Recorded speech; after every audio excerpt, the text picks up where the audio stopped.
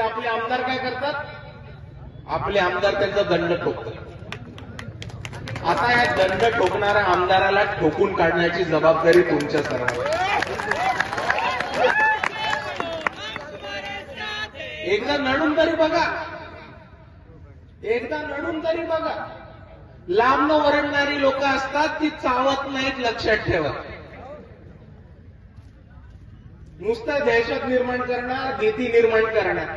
तुम्ही एकदा खेटलात आमदाराला की तो बरोबर घरी जाऊन बसणार, हे लक्षात ठेवा. आणि तुम्ही लढून बघा. पुढे काय मदत लागली, पोलीस प्रशासनाची लोक आली किंवा त्यांच्या पक्षाची लोक आली तर मला फोन करा, त्यांना बघून घेण्याचं काम हे मी बरोबर करून घेतो. एका बाजूला आपले आमदार, दुसऱ्या बाजूला आपले मागचे जे आमदार होते.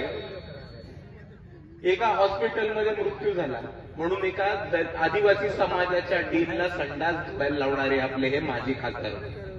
आणि या परिस्थितीमध्ये आपल्या सर्वांना आता ह्या सगळ्यांना बाहेर फेकायचं आणि वंचित बहुजन आघाडीचेच उमेदवार निवडून आणायचे. कारण आपले प्रश्न, आपल्या मूलभूत गरजा आणि आपल्या दैनंदिन जीवनमध्ये ज्या गोष्टींनी फरक पडतो त्या फरक पडणाऱ्या गोष्टी ह्या आमदार खासदाराच्या हातात नसतात, ह्या स्थानिक स्वराज्य संस्थेच्याच लोकांच्या हातामध्ये असतात.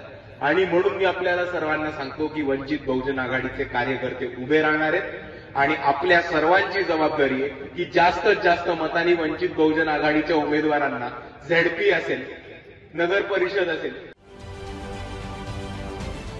महाराष्ट्रातील सर्व बातम्यांचे विश्वासार्ह व्यासपीठ, सकाळच्या सर्व सोशल मीडिया प्लॅटफॉर्मला लाईक, फॉलो आणि सबस्क्राईब करा. तसंच सर्व नोटिफिकेशनसाठी बेल आयकॉन प्रेस करायला विसरू नका.